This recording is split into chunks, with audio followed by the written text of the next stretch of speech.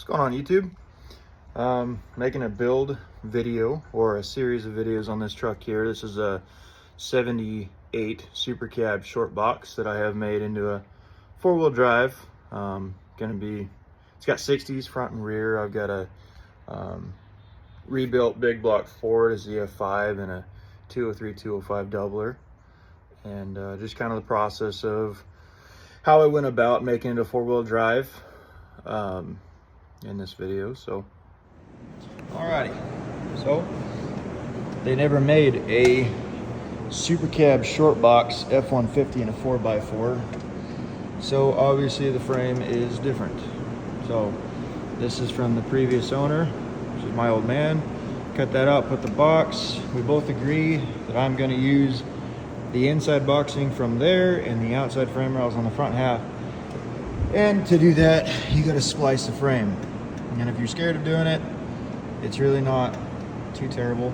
I chopped 42 inches out of a semi-truck frame using this same method, and it goes down the road 80 miles an hour and doesn't hardly miss a beat.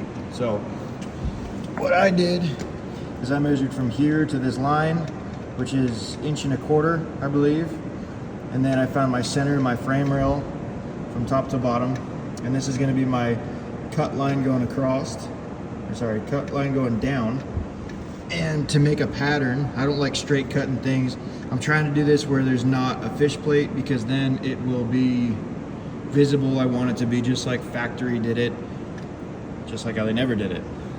So if you find your center line like that, then you can take a big socket or something round and you can mark on either side equally on the outside. So then you take the socket and you line up that top line, then the bottom line, side line, and then you match up the bottom line, and then you can draw your half moon around there, so you could have a little bit of a bump. It'll help align things and all that. Something that's also, you might freak out and say, why am I not fish plating it? It's because on the factory Ford frame, there's boxing on the inside that goes back a few feet. Feels like, more like a foot. So here's where I'm chopping the frame on the two-wheel drive. So I've got to come up and over and keep this, because I'm doing a ZF5 with a 460. So this is my clutch mounts that hold the pin that go over to the motor. So I will come over like this and then like that, and get rid of this exterior frame rail and just keep the interior frame rail that has my clutch linkage and everything like that all the way back. So then when this is all put into the two-wheel drive frame, this will all be welded by me, top and bottom, and then this will all be welded and DA'd so that you won't be able to tell that there's a seam. I figure between the boxing, my welds, and all that put together, I shouldn't need fish plates on the exterior, because as you can see, it's pretty beefy stuff. I trust my welds, and of course, if you don't trust your welds, maybe hire somebody. But yeah, that way I have all of my factory Ford holes for mounting my engine mounts and my spring buckets and shocks and track bar and steering box all right there, and they're all boxed in the interior of the frame so the frame can't collapse. And then yeah, I'll have all my factory Ford cross member and all that stuff going on. So pretty cool, coming along.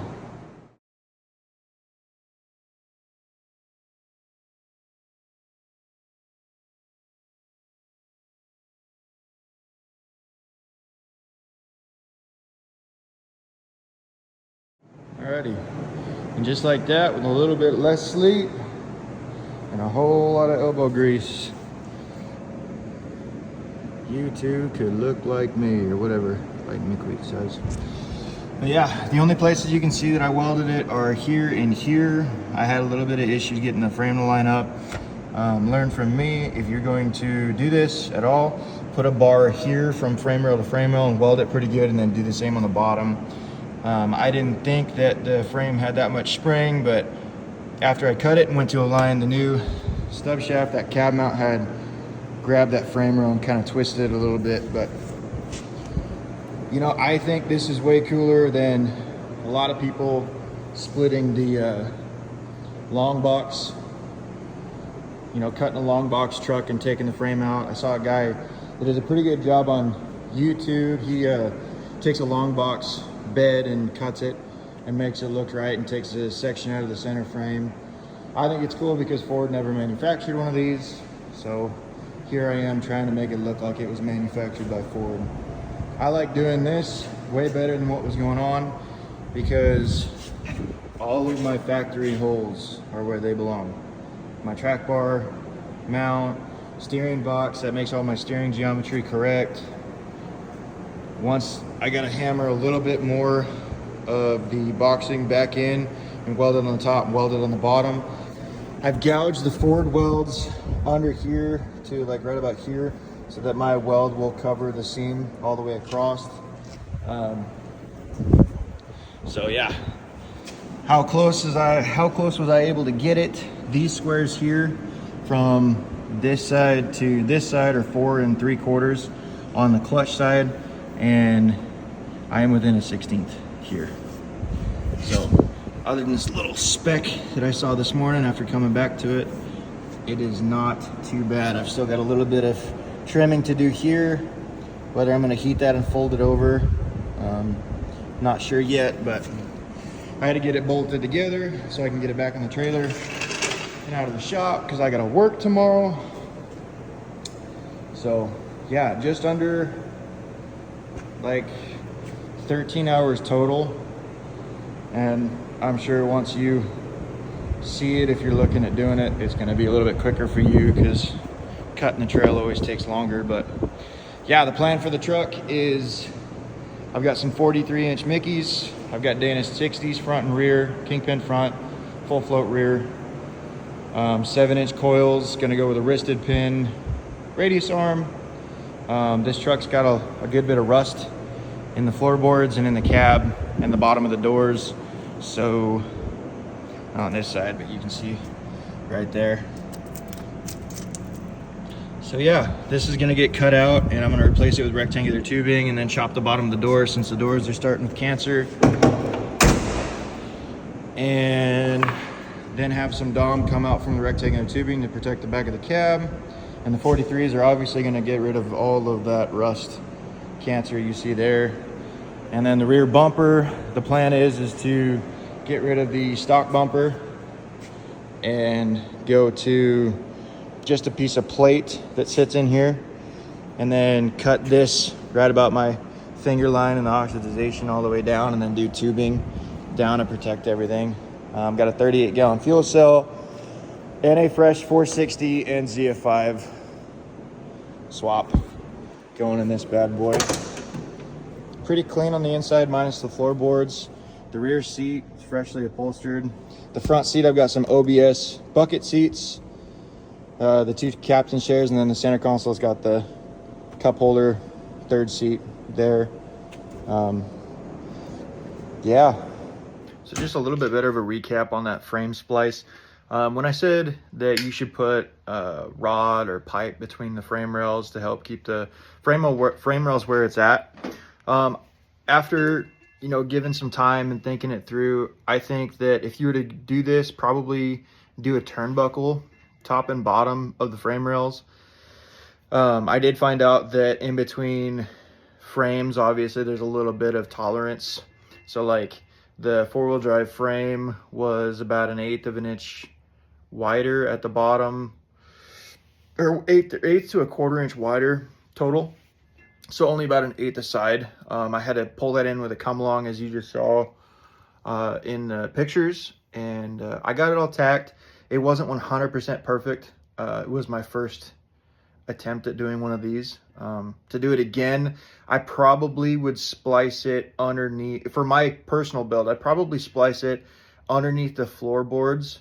I just didn't have that much even frame rail. That way you could use the cab mounts as kind of like a guide to figure out how straight you got your frame. I got my frame in there within a 1/16 different the way that I did it, but the way I was thinking about doing it behind the cab mounts would be a lot easier. And then for my application, when I go to boat side it to get rid of that rust and put my supports back to the frame, I could easily put a fish plate and then put a fish plate on the outside frame rail and then bring one of my supports to my boat side off of that, and then nobody'd ever see it. Nobody's ever going to be underneath this truck other than me and buddies. So that's my one tip about it. Probably get some help. Frames, that stub frame that I put in there was pretty heavy to do by myself. I did it all with plain tools, just your typical. You could do it with a torch. I had a plasma cutter on hand at the farm, and big hammer to knock it in. It was pretty tight to get that boxing to go into the 2-wheel drive frame rails. And that's all I got for now.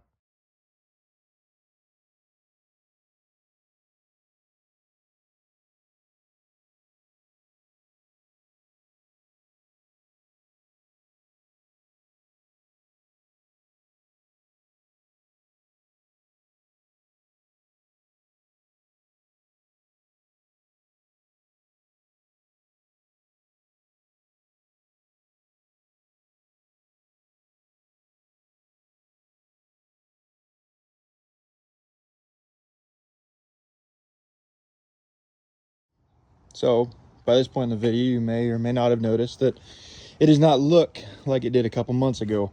I've gotten it home and got 43s and method beadlocks and actually started on the project, and then I've been taking a break for a second. I've had my firstborn, so of course more inside time, less garage time, but a little bit of a further update than the last video ended. I did decide to go with a fish plate. You know, my dad kind of was like, the only people that are going to notice that this truck is kind of a rarity because it's a short box are going to be the type of people at car shows. It's not really going to be, I'd rather have that extra security that frame is nice and strong. So I made these fish plates out of 3/16 steel, and then a local steel shop had these laser cut out of some 8. So this goes back underneath around the body mount, so it should be plenty strong. That with the boxing that I kept should be pretty awesome. That's kind of all I got to say for this video. So if you like what you see and the processes and stuff, I'm gonna do a couple videos on steering. I got that from Rough Stuff, and then reviews on L&L mounts. I can't find a lot on the internet for reviews on L&L mounts, so stay tuned and I'll be posting shortly.